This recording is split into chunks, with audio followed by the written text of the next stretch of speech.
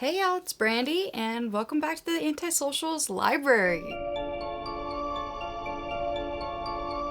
Today we're gonna go through the 5-star predictions that I think I'm gonna have by the end of the year. We're gonna go over 15 books that I think I'm gonna give 5 stars, if I can actually get to them. It is currently August 2025. I think I can do it. 15 books? I can do that. But I broke it up into 10 books that I physically already own, because we're gonna read these shelves. And also 5 books that I'm going to allow myself to get by the end of the year and see if they're 5 stars, because I really think that they're going to be 5 stars. So let's get into it. So these are in no particular order, just kind of how I thought about them. The first one is If We Were Villains by ML Rio. If you watched the last video that I posted, you might have seen me talk about this one. This has been on my TBR for a very long time. Like, I've been publicly telling people I'm going to read this book for a very long time. And I'm ready to just see. This is following a dark academia class. We're following Shakespeare snobs, and we're following a crime. Or at least the history of a crime, because I believe we're doing 2 different timelines. So we're mixing in a lot of different things that should formulate to a 5-star read for me. I've, again, heard very mixed things, but if it is like a dark academic, like almost pretentious writing style, I think it's gonna be for me. Another one I think is gonna be 5 stars is Cleopatra and Frankenstein by Coco Mellors. I came across this at a Barnes & Noble, and I actually recognized Blue Sisters by this author first. I think Gabby read it, and it was like her favorite book of last year, or one of her favorite books of last year, and that's when I recognized the author of this one. I mean, Blue Sisters by this author also really interests me, and I think it also has potential to be 5 stars, but there's something about this premise in particular that I think gears a little bit more towards me and my interests. So here we're following kind of a little bit of an age gap romance between Cleopatra, and Frankenstein. And I think we're just kind of following how they meet, how they come together, how they live their lives, maybe how they separate. I think it's really deep and emotional, character driven, and I've just heard really great things about her writing, and I think I'm gonna love this. The next one you might have seen me talk about during my mid-year freakout tag as well, but it is Project Hail Mary by Andy Weir. So normally I wouldn't put a sci-fi on a 5-star prediction list. I would be way more hesitant to do that on a normal basis. However, one, I think I'm getting into sci-fi just a little bit more. And do I have any reason to think that? No. Have I read very much sci-fi at all? No. In fact, my favorite sci-fi series of all time is Skyward by Brandon Sanderson, and it is YA. I've barely gotten into any sci-fi at all. But Project Hail Mary, I don't know. See, it just gives me a feeling. I don't know. I say it and I'm like, 5 stars. It has to be. It's a chunkier book, which I love. It's getting phenomenal reviews, which I love. It has an interesting twist about a character, I've heard. And if that's true, I love that as well. Following a sole survivor of a last chance mission from an astronaut being sent into space. And I just really think that this is gonna be the one. I think this is gonna be the sci-fi that sends me in to the worlds of sci-fi. Do you see what I did there? I hope so. The Raven Scholar by Antonia Hodgkin. Look at this. Are you kidding? You're kidding.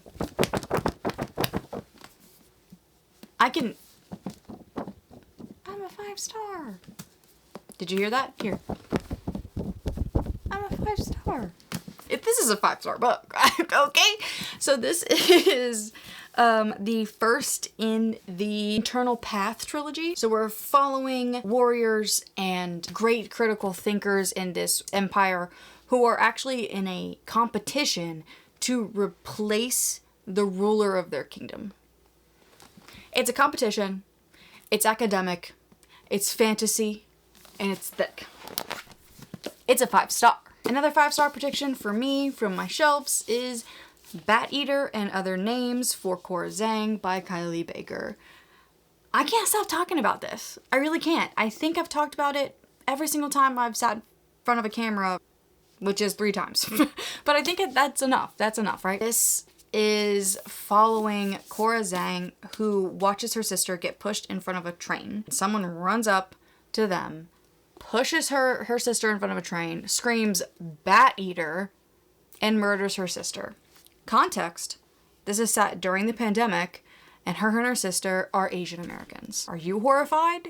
Because I'm horrified. The book is following the aftermath of that horrific thing that happened to her, and she is a crime scene cleaner. And while she's involved in these crime scenes, cleaning them up, she's starting to think that there might be a pattern of Asian Americans being murdered, or maybe it's just haunted spaces, or maybe it's paranormal, or maybe it's all in her head. Now that I'm thinking about it, did I even talk about that in my first video? I don't know. I don't know what I'm doing. Another one that I think is going to be 5 stars is The Burning God by R.F. Kuang, which is the third and final installment in the Poppy Ward trilogy. I literally just talked about this in my last video. I'm doing a lot of repeats. I don't know what you want from me. These are the ones. These are the books. They're encompassing my brain. There are worms in my brain. It's just all of these books. And they're just all telling me, read me, read me, read me. So step 1 is I have to yap about them first, and then I'll read them. So this is step 1, and then I'll read them. But this is the third one. Can't really tell you where we're at in the premise, but the original trilogy, the first book, we are following Rin, is a war orphan who is enlisted into an elite military school where she has discovered her natural-born abilities of shamanism. And she is using these powers of shamanism to invoke the gods to help her war efforts. Her war efforts. It's just complex, it's riveting, it's heartbreaking, it's deep, it's evoking emotion. And this last one is gonna tear me up.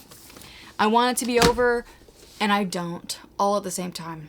The Poppy Fields by Nikki Erlick, I think is gonna be a 5 star for me because Nikki Erlick's writing from The Measure really drew me, and The Measure really like messed me up. It was really good, but there's something about, if you take her writing style and put it into this premise, this definitely has potential to be a 5 star. The Poppy Fields is a new and experimental way that that people are discovering they can cure grief and heartbreak. So essentially, you go to these poppy fields and you go to sleep and you wake up and your broken heart is cured. So in this story, we are following a group of characters who are road tripping across America to get to the poppy fields, who are all battling with their own grief, with their own heartbreak, and their own reasons for trying to get to this poppy field.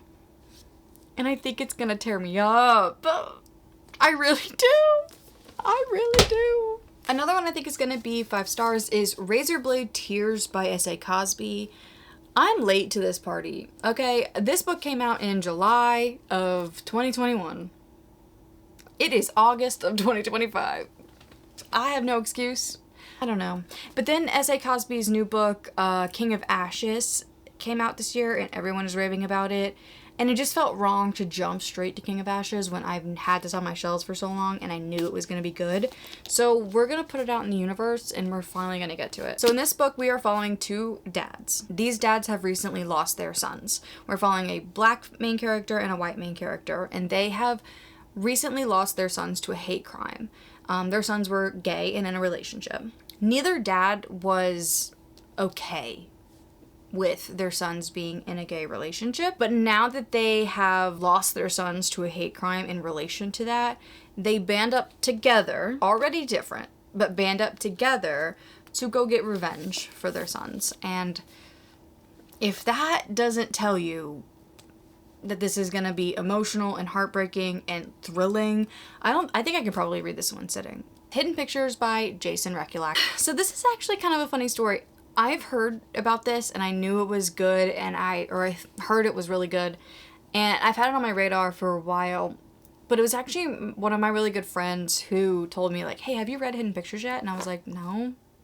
Why? What's the rush? And she was like, shut up, read it. I can tell you that this book, you're gonna love it. She was like, you're gonna love this book. So I ran out to Target, as you could see, and I bought it for 20% off, and I didn't read it. And I didn't. I'm sorry. I don't know. But because of that glowing recommendation, I do think it's gonna be 5 stars. And because it's creepy kids, it's horror, and it has like really creepy pictures in it. Like throughout the book. Can I show you another one? Perhaps? Oh, was that one?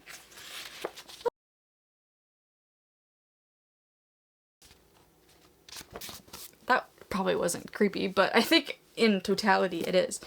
Following a creepy kid who draws pictures about things that aren't really there, and a babysitter. So a premise that I love. And creepy kids is one of my favorite tropes of all time in horror movies, so translating it into book, I think she's right. I think she clocked me. I think this is gonna be a 5-star. The last book that I own that I think is gonna be a 5-star is none other than Tell the Bees That I Am Gone by Diana Gabaldon. By my queen. By my queen. Oh. If you don't know our queen, Diana Gabaldon, she wrote the Outlander series. Is writing the Outlander series, because I believe she has one more in the works. So Outlander is easily top 5 of my favorite books of all time. It has Jamie and Claire, and it's time travel, and it's love, and it's historical fiction, and it's Scottish, and it's American, and it's war, and tragedy, and sad, and love, and confusing, and I can't give this more of a glowing recommendation. I have reread the first 5 or 6 books in this series multiple times. I have just this year finally read the 7th and 8th book, and now I am ready to get into the 9th. The way that the 8th one ended, this is gonna be 5 stars. I do have 5 more books that I don't own, but I'm gonna allow myself to get because they are 5-star predictions. I'm just gonna kind of run through them really quickly. The Mad Wife by Megan Church. This is set in the 1950s, and you are following our main character, Lulu, who is kind of putting on the facade and the face of being the perfect housewife. She keeps her husband happy, she keeps food on the table, but as she starts to grow in her life, she notices a darkness unraveling when her new neighbor moves in. It's really all I know. It comes out in September, I believe, so next month, and I think it's gonna be great. I think it's gonna be so great. Another one is Julie Chan is Dead by Lian Zong. This is coming highly recommended from a lot of booktubers. Kayla from Books and Lala had it for her book club, I believe, or they did a read-along or something of that nature, and it was pretty well received. So you're following twin sisters. One sister kind of has it better in life than the other. One is a rich influencer and the other is not. And the rich influencer sister ends up dead. Julie Chan kind of finds her sister dead and decides to take her life and pretend that she has died instead. And we're following that craziness. I've heard it's crazy, and I love a crazy twisted tale, you know? Another one is When the Wolf Comes Home by Nat Cassidy. I've not read anything by Nat Cassidy, but I've heard that this is the one to read. Like a fast-paced horror thriller where you are following Jess. She finds a young boy hiding in the bushes, and then something happens, and now her and this young boy are on the run. And it's paranormal, and it's kind of fantasy-esque, and it's creepy. So I think that has super good potential to be 5 stars. Another one is Don't Let the Forest In by C.G. Drews. How many people can say that this book is incredible before I pick it up? I don't even own a copy yet. I don't even own it. I need to get my hands on this and read it immediately. I mean, so many people are raving about this. It's dark, it's mysterious, it's horror, it's fantasy. It's a boy and his best friend, and his best friend starts acting weird. And that's really all I know. And I don't want to know more. I genuinely don't want to know more than that. I don't even know if that's accurate, and that's fine. And the last 5-star prediction that I'm going to talk about is Immaculate Conception by Lin-Ling Wang. This is art, dark, horror, friendship, greed, jealousy. Am I just triggering those words for you? Because it's triggering for me. I know that this is going to be so good. I know that this is going to be so good.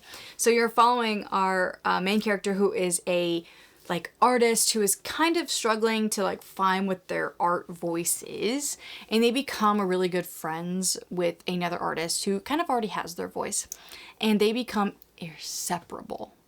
I mean, they cannot be separated, except when life starts to happen, and they do naturally kind of separate a little bit. But our main character is already codependent on their friend. What do you expect them to do if not freak the fuck out? If this isn't a 5-star, then I don't know who I am anymore. But yeah, those are the 15 books that I think are going to be 5 stars by the end of the year. I will get to them. I will. Hopefully. I don't know. I don't know. What do you want from me? I mean, you understand, right? You understand. Like, we're just here to yap. Like, how much reading do we actually do on BookTube? It's a lot, isn't it? It's a lot. It's a lot. I gotta get it in gear. Get it in gear, you know? I woke up in a new Bugatti. Anyway, thank you so much for watching. If you have made it this far, go down below, hit subscribe and like on the way down, if you feel so inclined. But go down below and leave me an emoji, anything with wing. A bat, a raven, an eagle, any bird, anything with wings. Leave me that down below to let me know that you've made it this far. And if you want, let's chat in the comments about some 5-star predictions that you have. Or if you've read any of these. Please, influence or de-influence my TBR down below. Let's chat about it. But again, thank you so much for watching, and I hope you read well and rest well. And I'll see you in the next one. Bye.